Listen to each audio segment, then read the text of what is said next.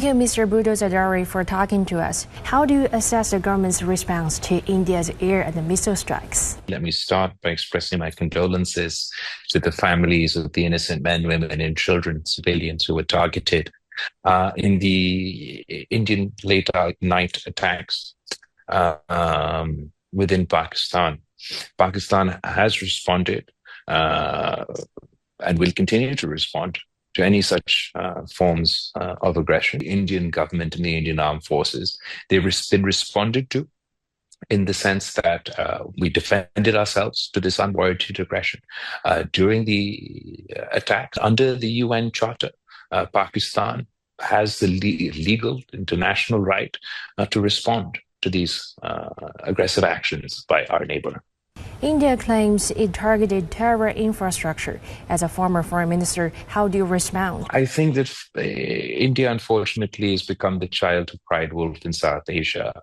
They try and divert attention from any internal problem, terrorist attacks, security lapse, either to the Muslims within their own country or the Muslims in their neighborhood, which just so happened to be Pakistan. India has manufactured a lie about a fictional training camps and fictional terrorist infrastructure to justify an attack.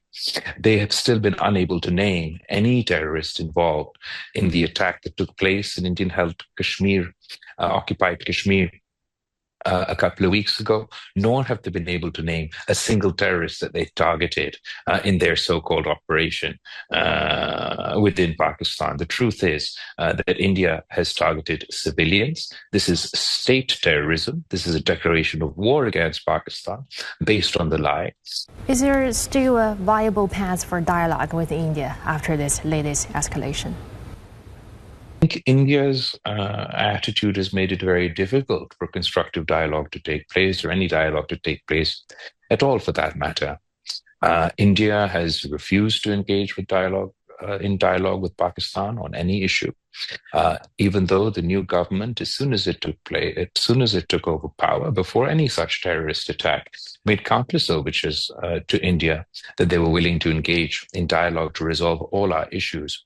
India refused. And what message do you have for the international community? My message for the international community is that they must play their role to guard the international institutions and international law, all of which India is violating. And this is now a global issue. A threat of war between two nuclear-armed nations obviously have global consequences. So I call on the international community to intervene, to hold India accountable for their actions over the last 48 hours, to join in Pakistan's demand for an international impartial inquiry into the terrorist incident. So I think there is a path forward for the international community, for the region, a role to play, and to guide India and Pakistan towards the path of peace and prosperity, not to more conflict, more confrontation, and potentially war.